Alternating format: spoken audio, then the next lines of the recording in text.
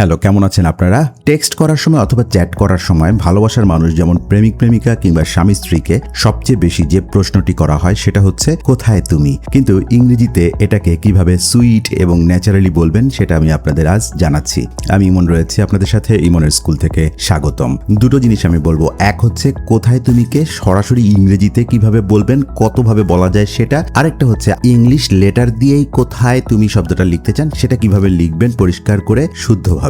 প্রথমেই আসছি ইংলিশে কি হবে। হোয়ার আর ইউ, মানে তুমি কোথায় আছো। আর একটু যদি রোমান্টিক করে বলতে চান তাহলে বলতে পারেন হোয়ার আর ইউ বেবি অথবা হোয়ার আর ইউ হানি। আরেকটি কমন ইংলিশ হচ্ছে হোয়ার ইউ অ্যাট, এটা খুবই ট্রেন্ডি একটা ইংলিশ। আরেকটি হচ্ছে হোয়ার হ্যাভ ইউ বিন, এতক্ষণ তুমি কোথায় ছিলে, যদি অনেকক্ষণ ধরে কেউ আপনার মেসেজের রিপ্লাই না দেয়। আরেকটা হতে পারে যদি আপনি কাউকে মিস করেন এবং তাকে জিজ্ঞেস করছেন যে তুমি কোথায়, তখন বলতে পারেন missing you, where are you. এবার আসছি, আপনি যদি ইংলিশ লেটার দিয়েই কোথায় তুমি শব্দটা লিখতে চান তাহলে লিখবেন KOTHAY, কোথায় তুমি, TUMI।